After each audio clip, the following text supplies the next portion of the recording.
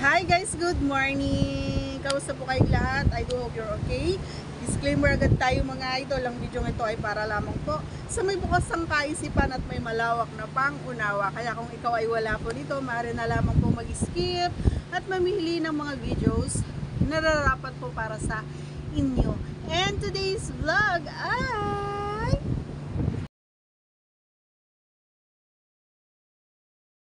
Ayun, ang ating pag-uusapan naman ay hindi ko alam kung na-experience nyo na ito or nagawa nyo na ito sa kaparehan nyo. Kasi yung posisyon na ito, yan, diba mostly ganyan yung itsura kapag ginagawa nyo yung aw-aw. Diba? Ganyan na ganyan. Pero alam nyo ba na pwede rin pala na nakatayo tayo parehas. And then, yung halimbawa ako na ako ay naka-face the wall. Yan, face the wall, nakaharap ka sa dingding, nakaharap ako sa dingding. Gusto ko kasi lagi, diba, like kung sinasabi na kailangan nahahawakan or natatouch kumbaga, or kailangan na nararamdaman ko na may ginagalaw or nahahawakan, ang paulit-ulit sa nahahawakan, yung ating Jolens. Kasi nga, L ako doon, basta doon. Mas naano ako doon, mas naaros ako doon sa Jolens kaysa doon kay Pipay. Totoo yun mga ito. Yun real talk yun. Ayan, so sinishare ko lang sa inyo guys. Hindi ko alam kung yung mga partners nyo ay gano'n. Okay?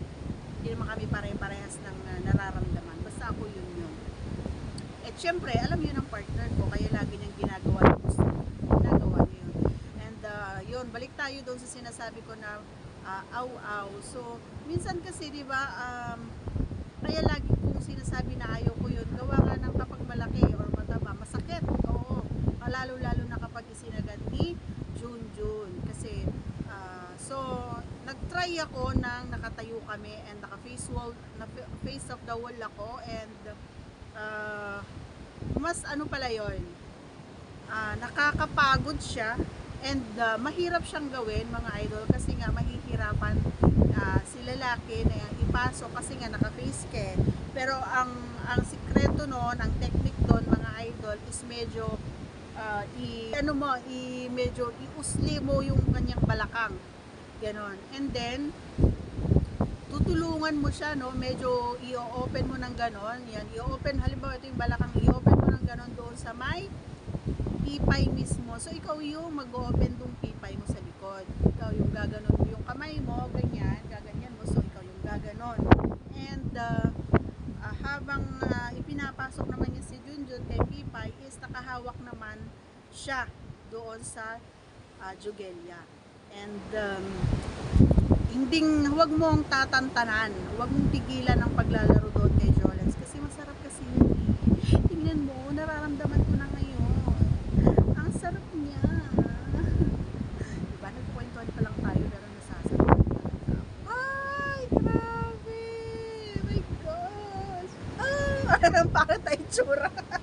parang kitikiti, no? Okay, so subukan mo idol, mahirap siya, challenging kumbaga, ayan, challenging siya, pero kapag nagkatugma, syempre, pag nagtugma kayo, yung posisyon na yon napakasarap. Alam mo kung bakit?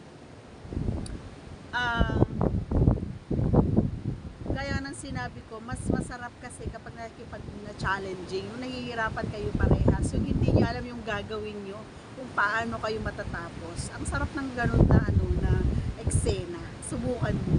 Ayan. So syempre hindi ka malalabasan kung gano'n yung nakatayo, naka-face of the wall yung babae.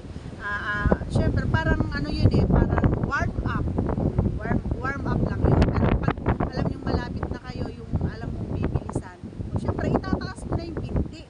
Kung itataas mo na, and bahala ka na kung ihaharap mo siya, basta nakatayo pa rin siya, ihaharap mo, itataas mo na yung binti. Mas masarap yung naging eksena pag gano'n, diba? Nagigas po yung sinasabi ko, itaas mo yung binti niya, gano'n. Okay, so that's all for today's video guys. Once again, please don't forget to subscribe and click notification bell so that you'll get notified every time we have a new upload videos. Take care everyone, cause I care. I love you.